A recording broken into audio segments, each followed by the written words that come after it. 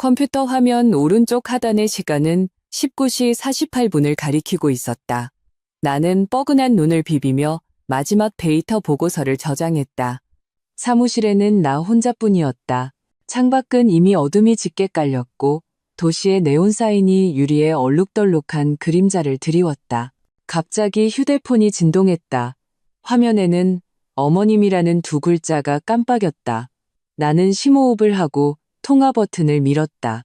서연아, 아직도 도착 안 했니? 온 가족이 너만 기다리고 있잖니? 시어머니 김영숙 여사의 목소리가 수화기 너머로 들려왔다. 배경으로는 시끄러운 웃음소리와 그릇 부딪히는 소리가 섞여 있었다. 네, 어머님. 무슨 말씀이세요? 어디려? 나는 영문을 몰라 휴대폰을 무의식적으로 꽉 쥐었다.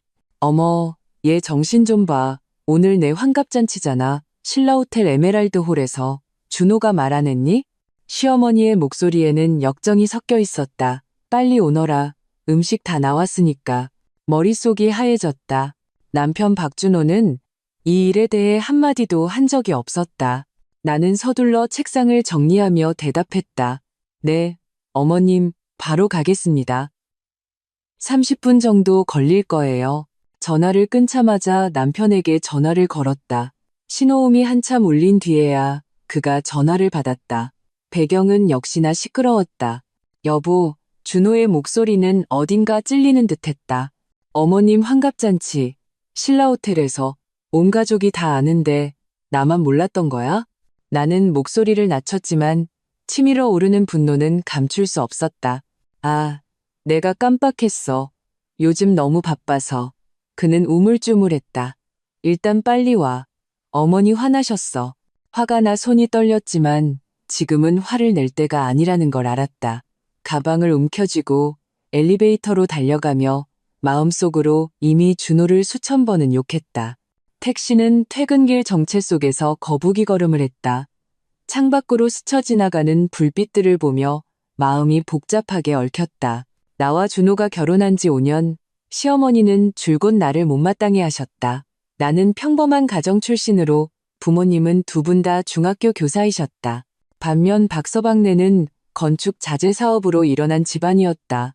시어머니는 항상 내가 집안 차이가 난다며 탐탁지 않아 하셨다. 신라호텔의 휘황찬란한 로비는 나를 주눅들게 했다. 나는 평범한 블라우스에 슬랙스 차림이라 이곳과 어울리지 않는다는 것이 명백했다. 직원의 안내를 받아 에메랄드 홀로 향했다. 문이 열리는 순간 소음이 나를 덮쳤다. 홀에는 커다란 원형 테이블 3개가 놓여 있었고 자리는 사람들로 가득 차 있었다. 한눈에 봐도 모두 시댁 친척들이었다. 고모님과 이모님들은 목소리를 높여 담소를 나누고 있었고 사촌 형제들은 술잔을 기울이고 있었다. 준호는 상석의 시어머니 옆에 앉아 있었다. 나를 발견하고는 시선을 피했다. 어이구, 우리 바쁘신 분 이제 오셨네. 시어머니가 자리에서 일어서며 일부러 목소리를 높였다.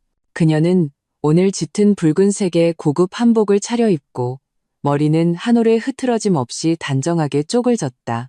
목에 걸린 그 가격을 잃게 하는 진주 목걸이가 조명 아래서 번쩍였다.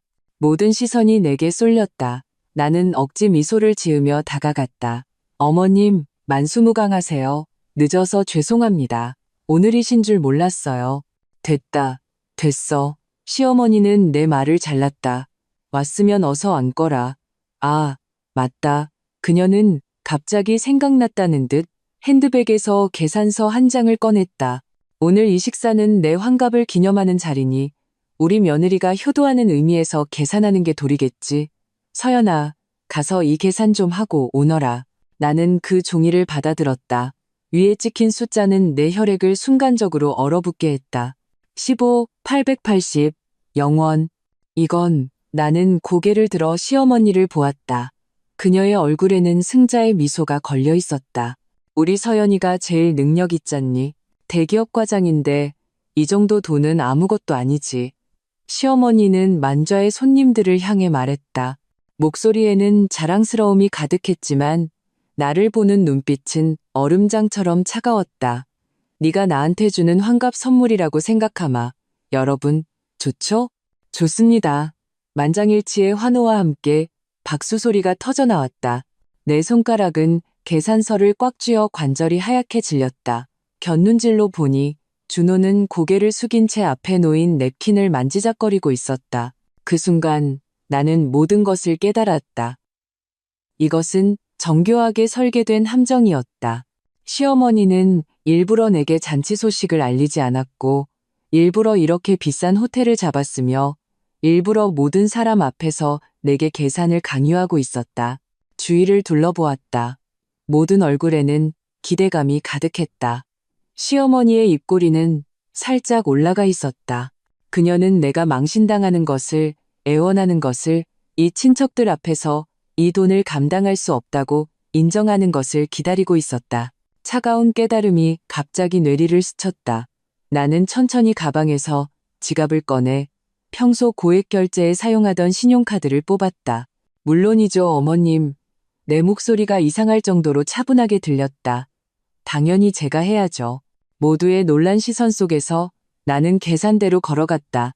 카드 결제, 비밀번호 입력, 서명까지 일사천리로 끝냈다. 영수증이 출력되는 소리가 유난히 선명하게 들렸다. 연회장으로 돌아왔을 때 시어머니의 표정은 좋지 않았다. 내가 이렇게 순순히 나올 줄은 예상하지 못했던 모양이다. 나는 미소를 지으며 영수증을 그녀에게 건넸다. 어머님, 계산 다 했습니다. 생신 축하드려요. 앉아서 밥이나 먹어라. 시어머니는 영수증을 챙기며 못마땅한 듯 말했다. 나는 준호 옆에 비늘자를 당겨 앉았다. 상다리가 휘어지도록 차려진 사내 진미가 갑자기 역하게 느껴졌다. 준호가 슬쩍 내 손을 건드렸다. 여보, 나는 그의 손을 뿌리치고 쳐다보지도 않았다. 귀에는 친척들이 시어머니에게 아첨하는 소리가 맴돌았다. 형님, 복도 많으세요. 며느리가 이렇게 효녀라니. 이 식사 1,000만 원은 좋게 넘겠는데요? 서연 씨 정말 통이 크네요. 시어머니는 더위 영영하게 칭찬을 받으며 이따금 나를 곁눈질했다. 나는 그녀가 무슨 생각을 하는지 알았다. 저 만만한 며느리 결국 내 말대로 꽐꽐이 듣는군. 하지만 바로 그 순간 내 마음속 깊은 곳에서 무언가가 싹트기 시작했다. 지난 5년간 나를 억압해온 이 여자에게 처음으로 얼음처럼 차가운 분노를 느꼈다. 나는 시어머니의 홍조 띤 얼굴을, 남편의 회피하는 눈빛을, 가식적인 웃음으로 가득한 이 식탁을 보며 이 모든 것을 끝내야 한다는 것을 그 어느 때보다 명확하게 깨달았다. 나는 조용히 식사를 마쳤다. 얼굴에는 시종일관 적절한 미소를 띠고 있었다. 아무도 몰랐다. 이 짧은 30분 동안 그 순종적이던 이서연은 이미 죽었다는 것을 제1장 각성과 기록 집에 돌아온 순간 나는 마침내 무너졌다. 박준호, 똑바로 설명해. 나는 가방을 소파에 내던졌다. 억눌린 분노로 목소리가 떨렸다. 남편은 고개를 숙인 채 잘못을 저지른 아이처럼 서 있었다. 여보, 어머니 환갑이시잖아. 크게 해드리는 것도 당연하지. 당연하다고? 나는 실소를 터뜨릴 뻔했다. 588만 원짜리 식사가 당연해? 그리고 왜 나만 몰랐던 건데? 나는 서재로 달려가 컴퓨터를 켜고 인터넷 뱅킹에 접속했다. 계좌 잔액을 확인하는 순간 현기증이 덮쳐왔다. 우리의 공동 계좌에는 300만 원도 채 남아있지 않았다. 돈은? 우리 지난달까지만 해도 4억 가까이 있었잖아. 나는 따라 들어온 준호를 향해 돌아섰다. 그는 내 시선을 피했다. 어머니가 시골집 수리해야 한다고 하셔서. 나는 눈을 감았다. 지난 5년간의 일들이 주마등처럼 스쳐 지나갔다. 결혼 첫 달, 시어머니는 효도라는 명목으로 200만 원을 가져가셨다. 내가 승진해서 연봉이 오르자 그녀는 즉시 매달 드리는 용돈을 50만 원으로 올려달라고 했다. 작년 시어머니 생신 선물은 300만 원짜리 목걸이였다. 준호 씨, 우린 부부야. 나는 목소리를 억누르려 했었다. 이렇게 큰 지출은 적어도 나랑 상의는 했어야지. 우리 엄마 혼자서 나 힘들게 키우셨어. 그는 내가 수없이 들었던 그 말을 반복했다. 이제 와서 호강 좀 하시겠다는데 그게 뭐 어때서. 호강? 나는 컴퓨터 화면을 가리켰다. 이건 우리 집 살 때 쓰려고 모은 돈이야. 우리 아이 가질 때를 대비한 비상금이라고. 준호는 침묵 속에 서 있었다. 나는 처음으로 이 남자 마음속에 어머니는 항상 아내보다 앞선다는 사실을 뼈저리게 깨달았다. 깊은 밤, 나는 침대에 꼼짝 않고 누워 옆에서 들려오는 준호의 코 고는 소리를 들었다. 휴대폰의 차가운 불빛이 눈물 자국이 마르지 않은 내 얼굴을 비췄다. 나는 은행 이체 내역을 하나하나 훑어보고 있었다. 5년간 시어머니에게 보낸 돈은 총 0만 원이 넘었다. 여기에는 각종 명절 선물, 여행 경비, 그리고 오늘 이 터무니없는 환갑잔치 비용은 포함되지도 않았다.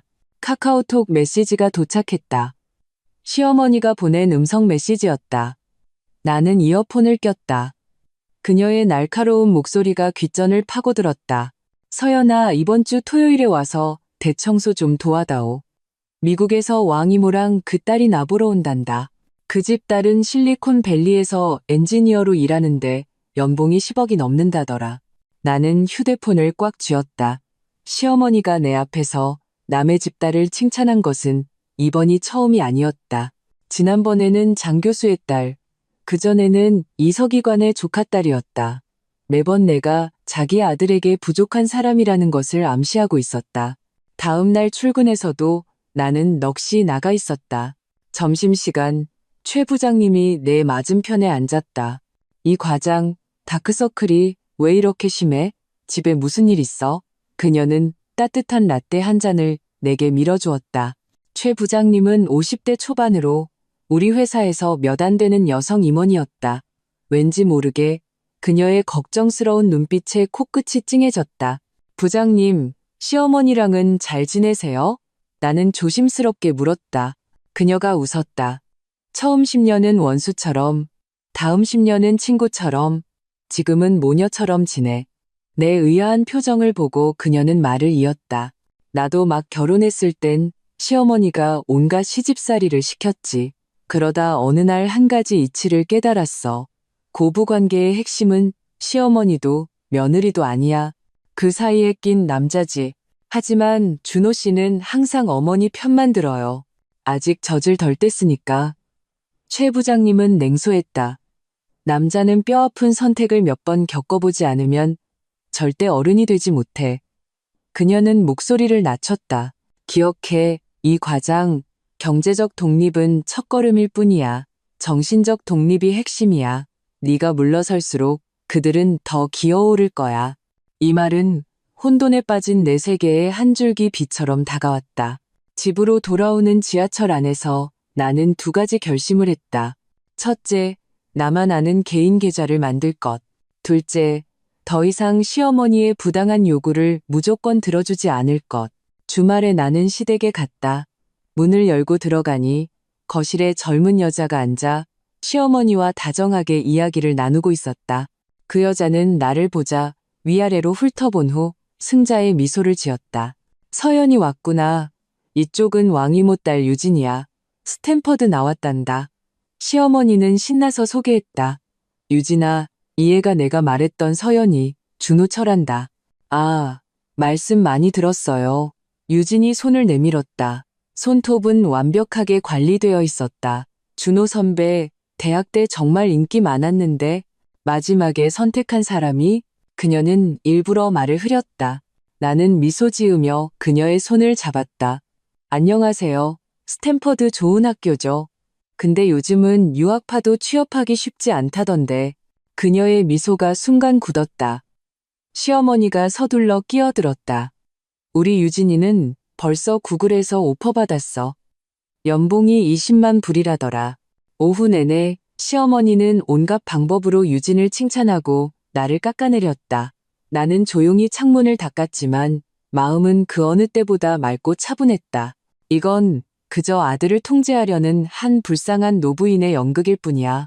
집으로 돌아오는 길 준호에게서 문자가 왔다. 여보, 엄마가 당신이 유진이한테 무례하게 굴어서 많이 속상해하셔.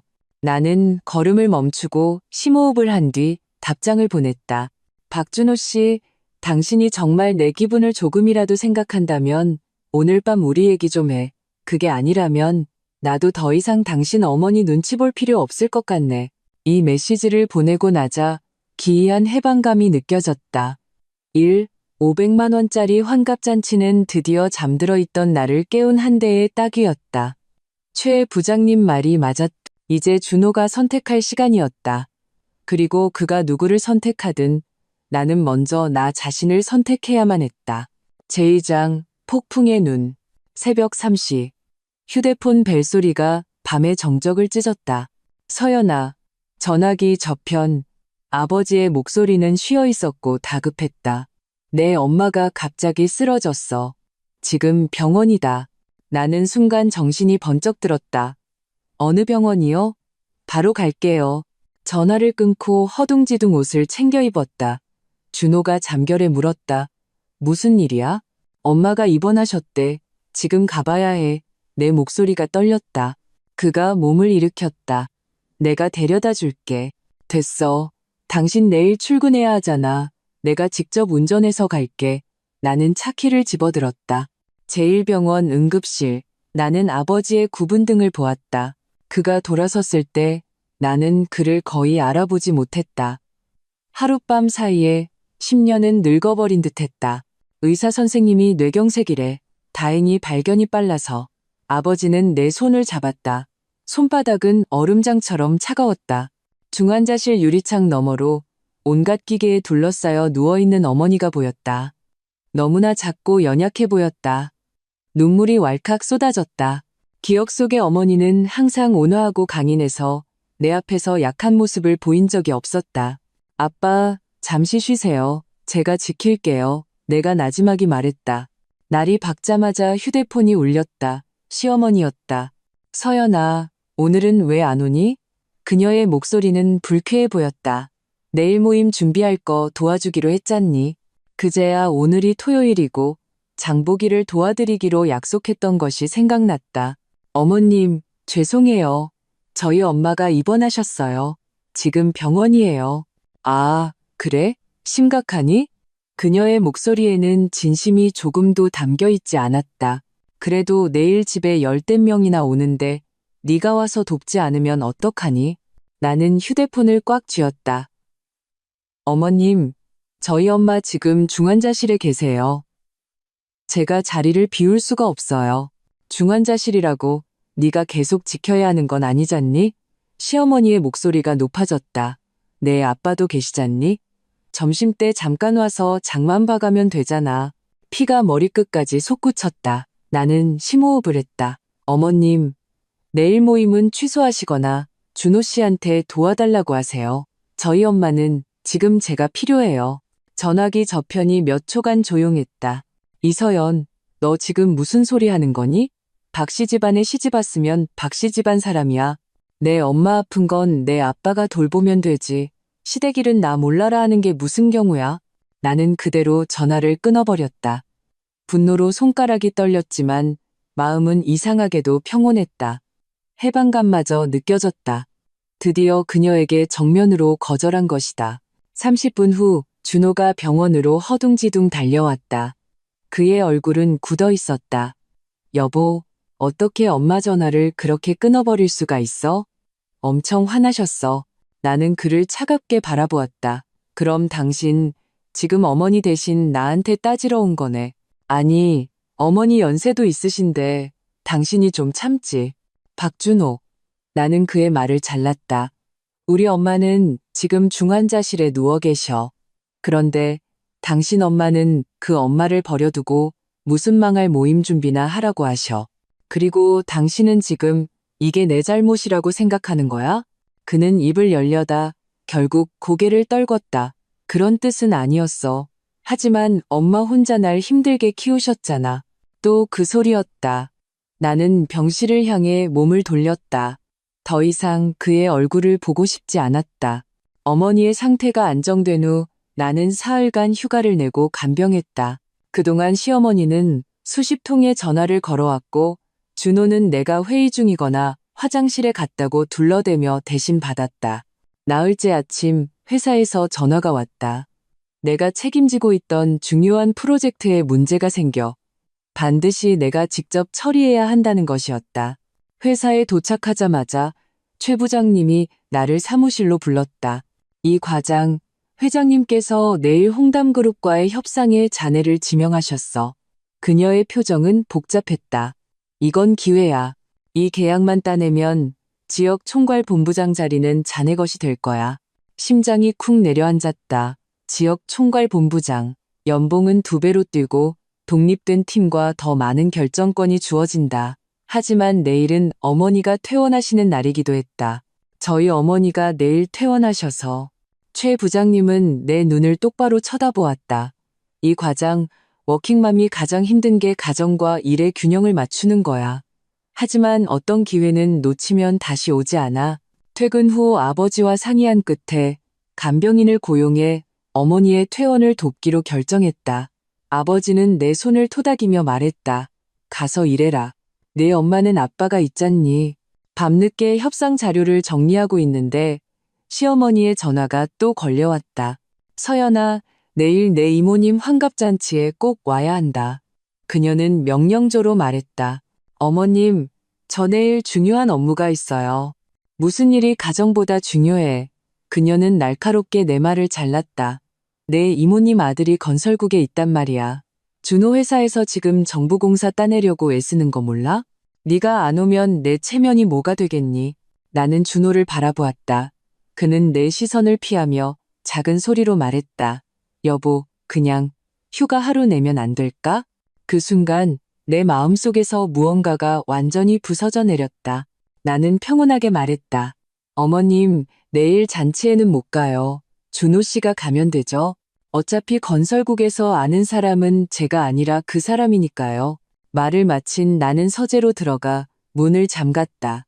문 밖에서 시어머니의 고함과 준호의 만류하는 소리가 희미하게 들려왔다. 나는 헤드폰을 끼고 내일 협상 자료 준비를 계속했다. 다음 날 새벽, 나는 잠든 준호를 깨우지 않고 조용히 집을 나섰다. 홍담그룹과의 협상은 놀랍도록 순조로웠다. 회장님은 연신 고개를 끄덕였다. 협상이 끝났을 때 그는 내 어깨를 두드리며 말했다. 이 총괄, 다음 달 지역 본부장 공모에서 기대하겠네. 회의실을 나오자 23통의 부재중 전화가 와 있었다. 전부 준호와 시어머니에게서 온 것이었다. 가장 최근의 문자는 이랬다. 이서연, 너 정말 실망스럽다. 엄마가 너 때문에 혈압이 올라 쓰러지셨어. 이제 만족하니? 나는 답장하지 않았다. 집으로 돌아오는 길, 나는 예쁜 노트 한 권을 샀다.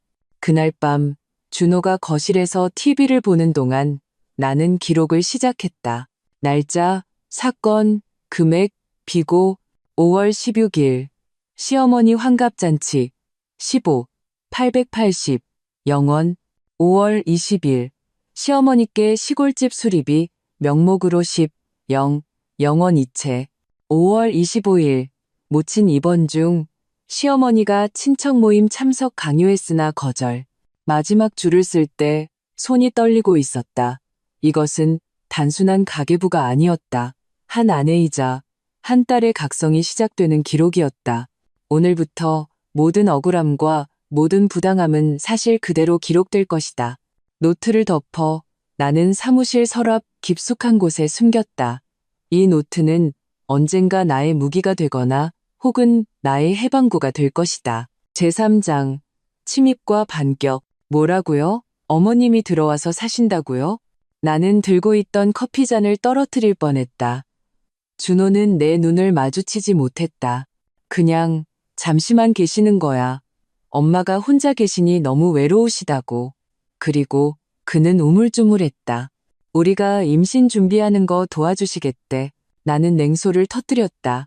결혼 5년 내내 시어머니는 은근히 아이를 낳으라고 압박했다. 그러면서도 우리의 집장만 자금은 자신의 온갖 급한 사정으로 다 써버리고는 내가 박씨 집안의 대를 잇지 않는다며 탓했다. 준호 씨, 우리 얘기했었잖아. 지금은 경제적으로도 불안정하고 내 경력도 중요한 시기라고. 엄마는 여자가 가장 중요한 건 내조라고 하셔. 그는 갑자기 목소리를 높였다가 이내 부드럽게 말했다. 여보, 그냥 조금만 참자. 엄마 오래 계시진 않을 거야. 초인종이 울렸다. 문 앞에는 시어머니가 서 있었고 그 뒤로 이삿짐 센터 직원 2명이 그녀의 자개장과 침대를 들고 있었다. 어머님, 이게 무슨... 나는 이 광경에 할 말을 잃었다. 이 침대 내가 시집 올 때 해온 거야. 원목이라 임신 준비에 좋단다. 시어머니는 태연하게 직원들에게 안방으로 옮기라고 지시했다. 잠깐만요. 나는 그들을 막아섰다. 안방은 저희 방이에요. 시어머니는 눈을 가늘게 떴다. 안방이 해가 잘 들어서 내 관절에 좋아. 너희는 작은 방에서 자거라. 나는 준호를 향해 돌아섰다. 그가 한마디 해주길 바랐다. 하지만 그는 고개를 숙인 채 휴대폰만 만지작거리며 내 시선을 외면했다. 그렇게 시어머니는 우리의 집, 나의 집을 공식적으로 침입했다. 첫 주 그녀는 내 화장품을 전부 자신이 인정하는 임산부 전용 브랜드로 바꿔버렸다. 둘째 주 그녀는 부엌을 재배치하고 내가 아끼던 커피 머신과 와인들을 창고에 잠가버렸다. 셋째 주 그녀는 내 옷장에서 새로 산 정장 한 벌을 발견하고는 내 눈앞에서 가위로 조각내버렸다. 어디서 이렇게 야한 옷을 입고 다녀. 임신 준비 기간에는 헐렁한 옷을 입어야지. 그녀는 당당했다. 나를 가장 마음 아프게 한 것은 준호의 태도였다. 내가 시어머니와 충돌할 때마다 그는 밖으로 피하거나 나에게 조금만 참으라고만 했다. 한 달 뒤 깊은 밤 나는 서재에서 야근을 하고 있었다. 갑자기 컴퓨터 이메일 알림이 떴다. 은행에서 온 월간 거래 내역서였다. 무심코 클릭했다가 한 줄의 이체 내역이 내 눈을 찔렀다. 6월 15일 김영숙님께 0원 이체 2천만 원. 이것은 우리에게 남은 거의 모든 저축이었다. 게다가 이체 날짜는 사흘 전이었다. 준호는 나와 한마디 상의도 하지 않았다. 나는 침실로 달려가 곤히 잠든 준호를 흔들어 깨웠다. 당신 엄마한테 2천만 원 보냈어? 그는 잠결에 눈을 떴다가 이내 당황한 기색이 역력했다. 너 어떻게 알았어? 이게 무슨 돈이야? 왜 나한테 말 안 했어? 내 목소리는 분노로 떨렸다. 엄마가 시골집 재개발 들어가는데 로비 자금이 좀 필요하다고 그는 더듬거리며 설명했다. 또 집이었다. 지난번에는 수리, 이번에는 재개발. 준호 씨, 그건 우리 집 살 돈이었다고. 시어머니가 소리를 듣고 달려왔다. 그녀는 내 실크 잠옷을 입고 있었다. 한밤중에 무슨 소란이야? 그녀는 나를 못마땅하게 쏘아보았다. 어머님, 준호 씨 시켜서 가져가신 2천만 원, 그게 어떻게 된 일이에요? 나는 분노를 억누르며 물었다. 내 아들 돈을 내가 쓰겠다는데 뭐가 문제야? 그녀는 턱을 치켜들었다. 그리고 그 돈 원래 다 준호가 번 돈인데 네가 무슨 자격으로 따져? 저희는 부부고 그건 공동 재산이에요. 나는 준호를 향해 돌아섰다. 내일 당장 그 돈 찾아와. 안 그러면 우리 이혼해. 이혼? 시어머니가 비웃었다. 해봐. 집도 차도 다 준호 명의인데 너 한 푼도 못 받고 쫓겨날 줄 알아. 나는 얼음물에 빠진 듯 했다. 준호를 바라보았다. 당신들 처음부터 다 계획했던 거야? 준호의 얼굴이 하얗게 질렸다. 여보, 그런 게 아니야. 엄마가. 나는 더 이상 그의 변명을 듣지 않고 서재로 돌아가 문을 잠갔다. 떨리는 손으로 그 비밀 노트를 펼쳤다. 나는 새로운 한 줄을 추가했다. 6월 12일 박준호 시어머니에게 0원 무단 이체, 미고지, 비고, 결혼생활 위기. 다음 날 아침 나는 곧장 변호사 사무실로 향했다. 변호사는 내 자료를 검토한 후 안타깝게 말했다. 준호 명의의 재산이 많아서 이혼하게 되면 내가 재산 분할을 거의 받지 못할 수도 있다는 것이었다. 하지만 변호사는 안경을 고쳤었다. 이 재산들이 혼인 후 공동소득으로 형성되었음을 증명하거나 상대방이 재산을 은닉한 증거가 있다면 상황은 달라질 수 있습니다. 변호사 사무실을 나서는데 최 부장님에게서 전화가 왔다. 이 과장, 홍담 프로젝트 때문에 부산으로 2주간 출장 갈 사람이 필요한데 회장님께서 자네를 지명하셨어. 나는 울음이 터질 뻔했다. 이것은 하늘이 내려준 탈출 기회였다.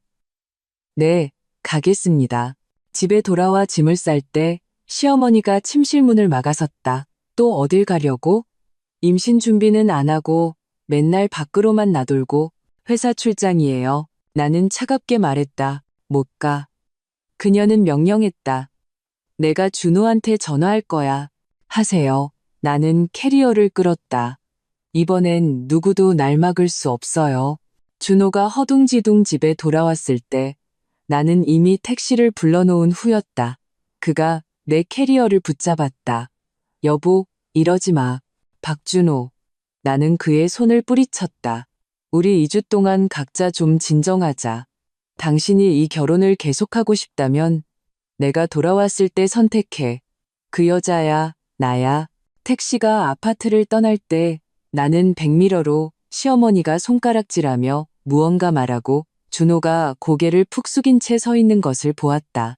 그 장면은 너무나 황당하고 또 너무나 슬펐다. 부산에서의 이주는 꿈만 같았다. 이곳에서는 아무도 내가 누구의 아내인지 누구의 며느리인지 몰랐다. 나는 그저 이서연, 능력 있는 직장 여성이었다. 홍담 프로젝트는 순조롭게 진행되었고 클라이언트는 내 제안에 극찬을 아끼지 않았다.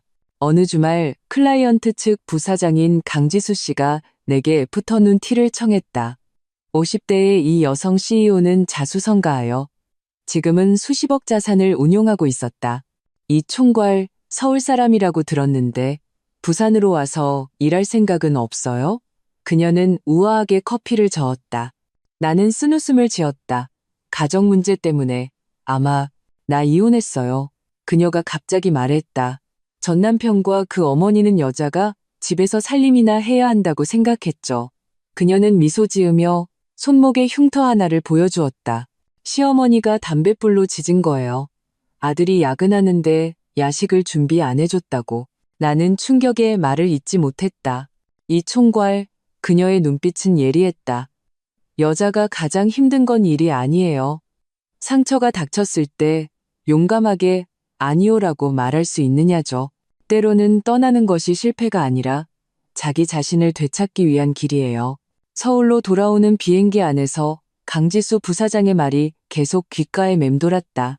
나는 늘 가지고 다니던 노트를 펼쳐 지난 몇 달간의 기록을 다시 읽었다. 모든 장부, 모든 억울함이 종이 위에 선명하게 드러나 있었다. 비행기가 착륙하고 비행기 모드를 해제하자마자 수십 개의 메시지와 부재중 전화 알림이 쏟아져 들어왔다. 가장 최근의 것은 준호에게서 온 것이었다. 여보, 엄마가 아프셔. 빨리 좀 와봐. 나는 냉소하며 답장하지 않았다. 양치기 소년 이야기는 여러 번 반복되면 아무도 믿지 않는다. 하지만 집문을 열었을 때 나는 정말로 소파에 누워 창백한 얼굴을 하고 있는 시어머니를 보았다. 준호가 붉어진 눈으로 나를 맞았다. 여보, 엄마 정말 아프셔. 의사가 위험이래. 나는 짐을 내려놓고 다가가 상태를 살폈다. 시어머니는 확실히 꾀병은 아닌 듯했다. 그녀는 힘없이 신음하면서도 나를 쏘아보는 것은 잊지 않았다. 이제야 돌아오니 그 순간 나는 결정을 내렸다.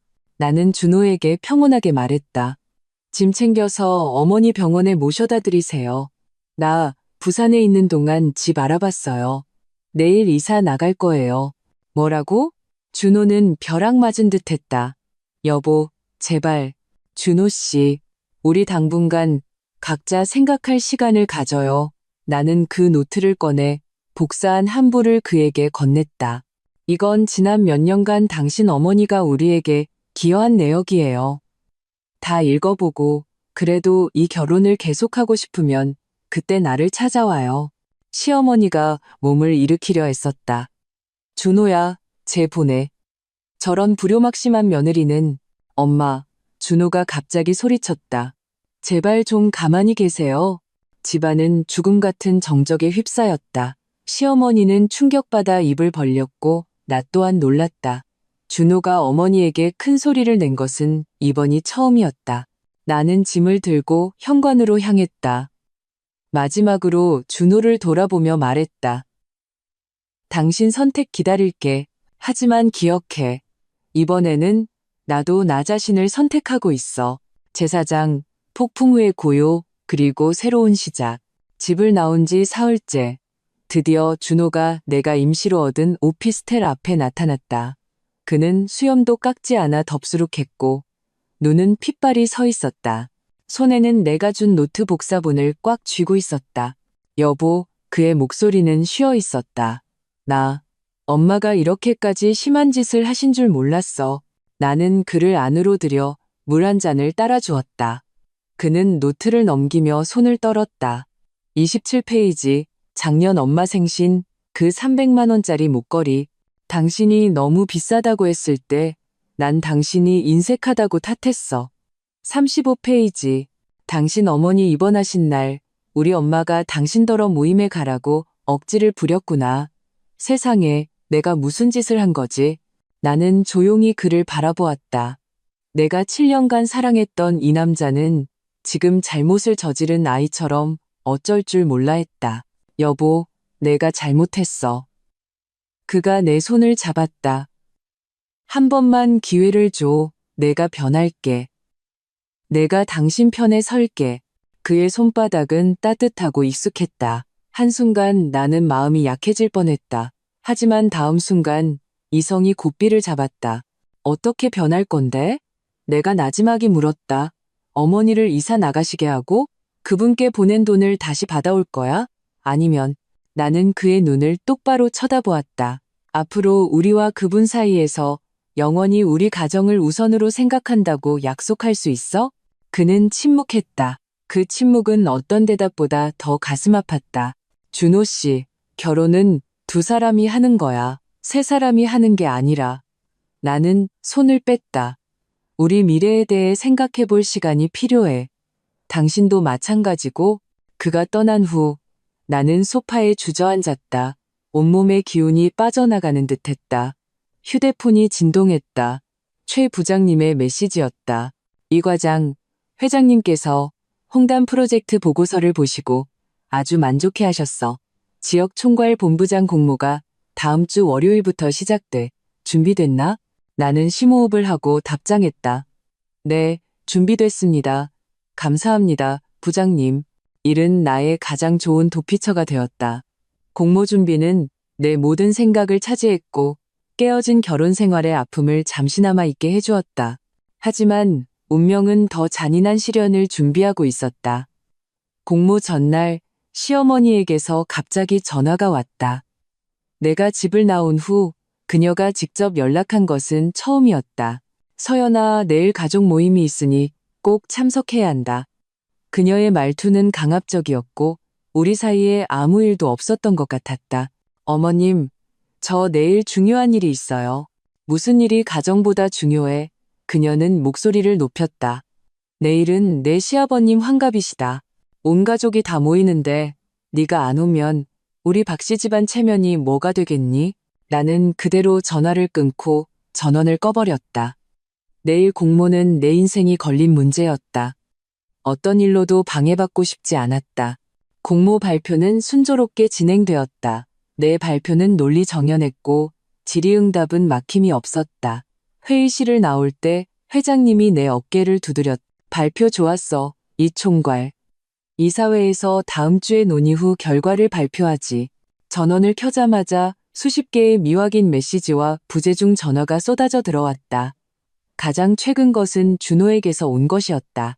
서연아, 엄마가 우리 침실 뒤져서 당신 피임약 찾았어.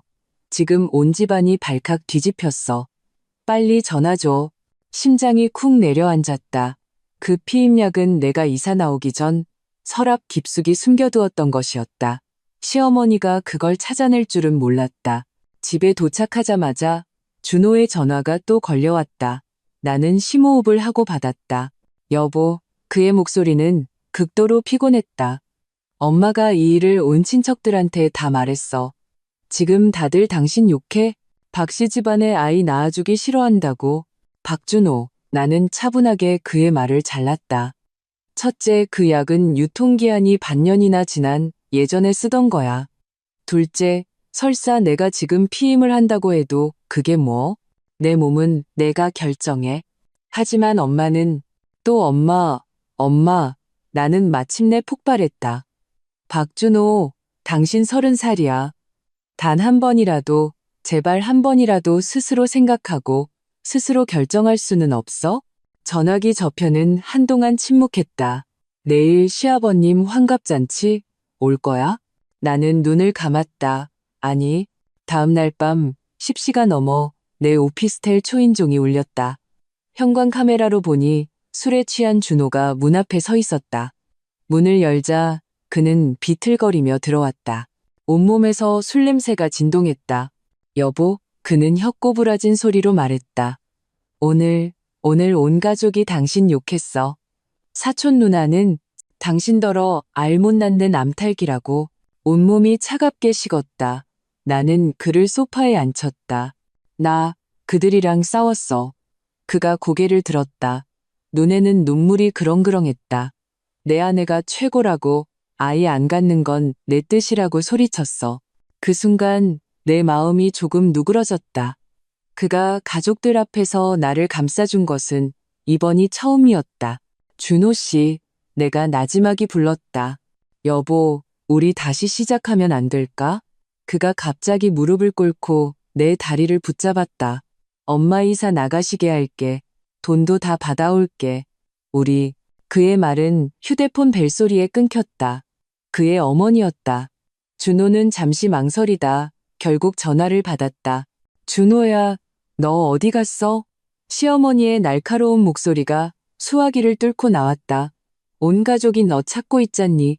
그 불효막심한 년 때문에 내 아비 환갑잔치도 내팽개치고 도망가?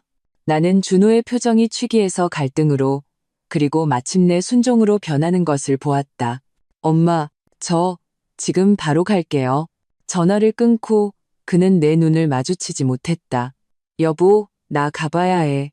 엄마가 너무 화나셔서 마지막 희망의 끈이 끊어졌다. 나는 평온하게 말했다. 가봐. 그는 사면이라도 받은 듯 비틀거리며 현관으로 향했다. 그러다 다시 돌아보며 말했다. 여보, 내일 다시 올게. 그럴 필요 없어. 나는 문을 닫고 잠갔다. 그날 밤 나는 결정을 내렸다. 새벽녘에 변호사에게 메시지를 보냈다. 이혼 서류를 준비해달라고. 일주일 후 지역 총괄 본부장 임명장이 나왔다. 나는 성공했다. 같은 날 나는 준호를 카페에서 만나 이혼 합의서를 그의 앞에 내밀었다. 여보, 그의 얼굴이 순간 하얗게 질렸다. 다시 한 번만 기회를 줘. 박준호 씨, 사인해요. 나는 평온하게 말했다. 우리에게 미래는 없어요. 그의 손이 심하게 떨렸다. 집이랑 차는 다 엄마 명의인데. 나는 냉소했다. 변호사님이 다 확인했어요. 그 아파트는 우리가 결혼 후에 산 거라 공동재산에 속해요. 차는 내가 필요 없어요. 그는 충격받은 얼굴로 고개를 들었다. 너 변호사까지 선임했어? 네. 만약 합의 이혼에 동의하지 않으면 법정에서 봐요. 나는 자리에서 일어났다. 그리고 참고로 말해두는데 저 부산지사 발령 수락했어요. 다음 달에 떠나요. 뭐라고? 그가 벌떡 일어섰다. 네가 서울을 떠난다고? 여기 있으면 난 영원히 박씨 집안 며느리일 뿐이에요. 하지만 부산에 가면 난 이서연으로 살 수 있어요. 그는 의자에 주저앉아 눈물을 흘렸다. 여보, 내가 잘못했어. 정말 내가 잘못했어. 그의 고통스러운 모습을 보니 내 마음도 반으로 찢어지는 듯했다. 하지만 나는 알았다. 어떤 균열은 영원히 메울 수 없다는 것을. 준호 씨, 나는 마지막으로 그의 이름을 부드럽게 불렀다. 한 사람을 사랑한다는 건 그 사람이 당신 어머니 앞에서 영원히 고개 숙이게 만드는 게 아니야. 카페를 나서자 햇살이 눈을 찔렀다. 휴대폰이 진동했다. 모르는 번호로 온 문자였다. 이서연 씨, 저 김영숙입니다. 우리 꼭 얘기 좀 해야겠습니다. 당신과 준호 일, 그리고 내 병에 대해서요. 나는 미간을 찌푸리며 휴대폰을 주머니에 다시 넣었다. 시어머니가 또 어떤 계략을 꾸미든 이번에는 절대로 물러서지 않을 것이다. 에필로그 진정한 화해. 1년 후 우리는 시어머니의 61세 생신을 축하했다. 이번에는 집에서 조촐하게 잔치를 열었고 나는 시어머니가 좋아하는 음식들로 직접 상을 차렸다. 작년의 호화로움과 달리 올해는 가까운 가족들만 모였다. 우리 부모님도 시골에서 올라오셨다. 사부인, 혈색이 정말 좋으세요. 우리 엄마가 시어머니의 손을 잡으며 진심으로 말했다. 두 어머니는 소파에 앉아 정답게 이야기를 나누셨다. 1년 전 우리의 결혼 위기 때문에 서로에게 불편한 감정을 가졌던 분들이라고는 상상할 수 없었다. 준호는 부엌에서 내 일을 돕고 있었다. 그의 손놀림은 이제 꽤 능숙해졌다. 지난 1년 동안 그는 요리를 배웠을 뿐만 아니라 집안일도 주도적으로 맡아 했다. 더 기쁜 것은 회사에서의 실적이 눈에 띄게 좋아져 지난달 부장으로 승진했다는 것이다. 여보, 이 국간 좀 봐봐. 그가 숟가락을 내 입에 가져다 댔다. 눈빛이 다정했다. 나는 맛을 보았다. 딱 좋네. 자연스럽게 나는 발꿈치를 들어 그의 뺨에 입을 맞췄다. 1년 전에는 상상도 할 수 없던 친밀함이었다. 초인종이 울렸다. 준호가 문을 열자 케이크 배달원이 서 있었다. 나는 특별히 시어머니가 가장 좋아하는 밤 케이크를 주문했다. 위에는 초콜릿으로 엄마, 생신 축하드려요 라고 쓰여 있었다. 우리 서연이가 이제 정말 속이 깊어졌어. 시어머니는 케이크를 보며 눈시울을 붉혔다. 예전에 내가 너한테 그렇게 못되게 굴었는데 어머님, 지난 일은 꺼내지 마세요. 나는 웃으며 그녀의 말을 잘랐다. 자, 소원 비시고 촛불 끄세요. 시어머니는 눈을 감고 경건하게 소원을 빈 뒤 한 번에 촛불을 껐다. 모두가 박수를 치며 환호했다. 분위기는 따뜻하고 화목했다. 식사 후 시어머니가 나를 조용히 침실로 불렀다. 그녀는 베개 밑에서 봉투 하나를 꺼내 내게 건넸다. 이게 뭐예요? 내가 봉투를 열자 안에는 수표 한 장이 들어있었다. 금액은 놀랍게도 880 영원이었다. 작년 환갑잔치 비용이다. 시어머니는 미안한 듯 말했다. 이게 맞는 거지. 나는 충격받아 그녀를 바라보았다. 어머님, 이건 받아도. 그녀는 내 손을 눌렀다. 내가 한번 크게 앓고 나니 알겠더라.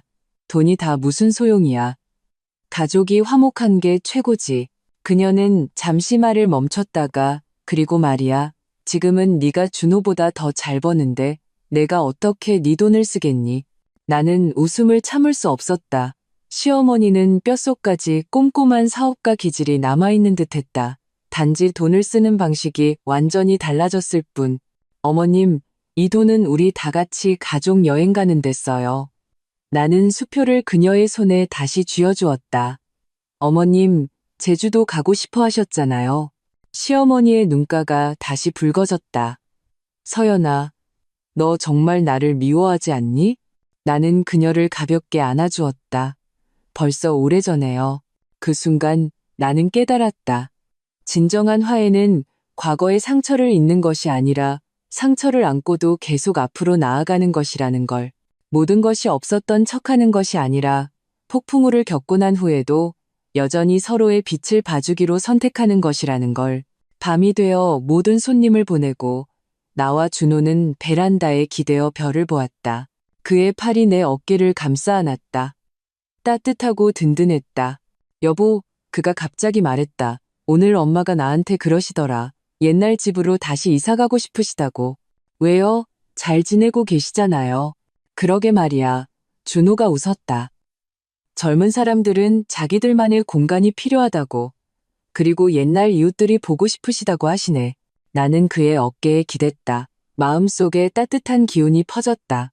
시어머니의 놓아줌이야말로 그녀가 우리에게 줄 수 있는 가장 소중한 선물이었다. 아, 맞다. 준호가 주머니에서 작은 상자를 꺼냈다. 결혼기념일에 주려고 했는데 상자 안에는 섬세한 다이아몬드 반지가 별빛 아래 반짝이고 있었다.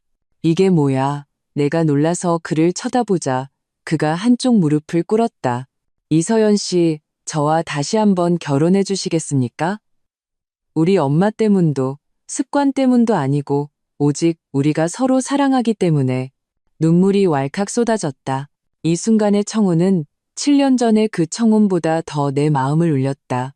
우리 둘 다 알았기 때문이다. 이토록 많은 풍파를 겪고도 다시 함께하기로 선택한 것은 책임감이나 타협이 아닌 맑고 단단한 사랑이라는 것을. 네, 그럴게요. 나는 왼손을 내밀었다. 그가 원래의 결혼 반지 옆에 새 반지를 끼워주었다. 그는 일어나 내게 깊이 입을 맞췄다. 밤바람이 부드럽게 불고 별빛이 찬란했다. 우리의 그림자는 베란다에서 하나로 녹아들었다. 다음 날 아침 햇살이 커튼을 뚫고 침대에 쏟아졌다. 나는 눈을 떴다. 준호는 이미 깨어 나를 부드럽게 바라보고 있었다. 잘 잤어, 여보? 그가 내 이마에 입을 맞췄다. 오늘 계획은 뭐야? 나는 기지개를 켜며 말했다. 오전에는 회사 가서 회의하고 오후에는 어머님 모시고 한의원 가야지. 나는 웃으며 덧붙였다. 어머님, 요즘 내 말은 엄청 잘 들으시는 거 알지? 그야, 당신이 지금 어머님 제일 자랑스러운 며느리니까. 준호가 자랑스럽게 말했다. 어제도 왕 이모님한테 얼마나 자랑하시던지. 우리 며느리는 총괄 본부장인데 능력도 있고 효녀라고. 나는 웃으며 고개를 저었다. 누가 상상이나 했을까? 한때 나를 그토록 괴롭혔던 시어머니가 이제는 나의 가장 든든한 지지자가 되었다는 것을. 일어나 씻다가 무심코 거울 속에 나를 보았다. 눈가에는 가는 주름이 생겼지만 눈빛은 밝고 단단했다. 지난 1년의 경험은 내게 흔적을 남겼지만 전례 없는 힘을 주었다. 휴대폰이 울렸다. 시어머니가 보낸 음성 메시지였다. 서연아, 내가 제비찜 요리해놨다. 저녁에 와서 먹으렴. 너무 무리하지 말고. 나는 미소 지으며 답장했다. 네, 어머님, 저녁에 뵐게요. 휴대폰을 내려놓고 거울 속의 나를 보며 나지막이 말했다. 이서연, 새로운 날이 시작됐어. 그렇다. 새로운 날, 새로운 삶, 완전히 새로워진 우리. 이번에는 더 이상 억울함을 참고 분노를 삼키지 않는다. 오직 서로를 존중하고 서로를 성장시키는 진실된 관계만이 있을 뿐이다. 그리고 이것이야말로 가정이 있어야 할 진짜 모습이었다.